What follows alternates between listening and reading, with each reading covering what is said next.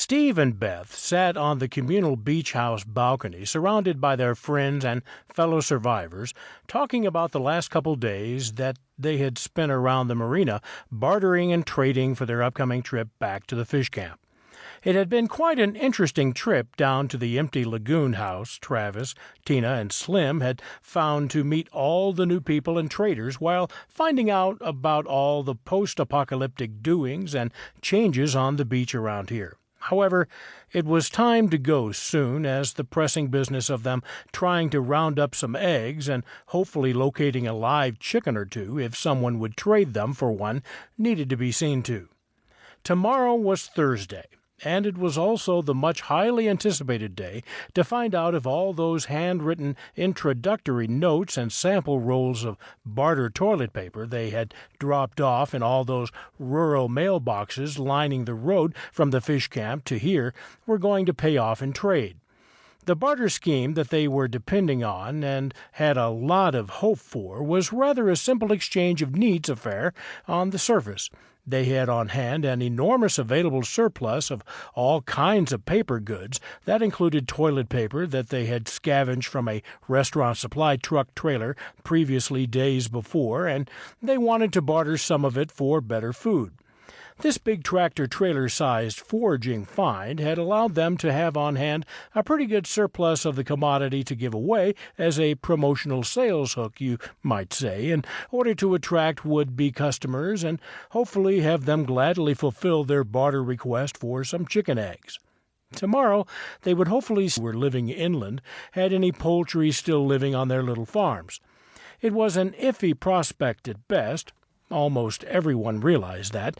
Not too many people in these modern times still raise chickens anymore on the little landholder acreages which dotted the two-lane rural wooded highway before the collapse. Chances were they wouldn't get any responses at all from their unique and willing to sell of such a rare commodity as a chicken or an egg these days. A bigger question still was, would they be willing to trade for such an odd, mundane item, decided unanimously by all that it was definitely worth a shot by this group of assembled survivors and those remaining live aboard boat residents of the marina that had invested in their new project. There had been quite a share, the Misery Party, a charitable fundraiser of sorts for the community, you might say, a couple days ago that coincided with a good catch of shrimp being shared which had been brought in with the cooperation of a big passing sailing sloop. It was at this particular gathering that the matter of the boat owners sharing gas as an investment with Travis's group and their business of undertaking this chicken eggs for a roll of toilet paper scheme had come up.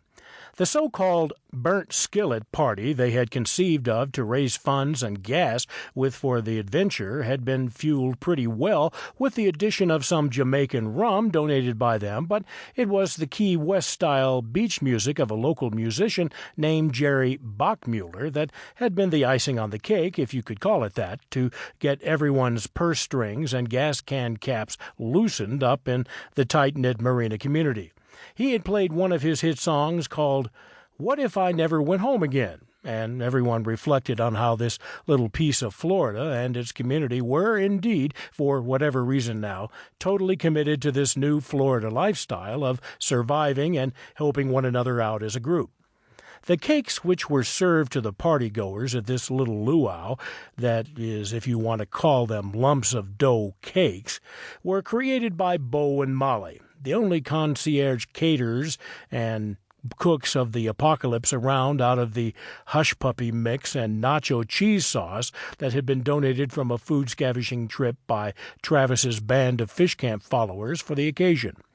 Evidently, Molly had figured out how to bake a bunch of pie tins of it into the facsimile of several sizes of cake and top them off with yummy melted cheese sauce for a highly unusual but quite inspired treat for the famished charitable partygoers Travis's group was seeking donations from. For a bunch of starving folks, this was ambrosia and the perfect accompaniment to a bunch of boiled fresh-caught Gulf shrimp. To keep listening to this audiobook, I've left you a link in the description so you can do it, at no cost thanks to Audible's 30-day free trial.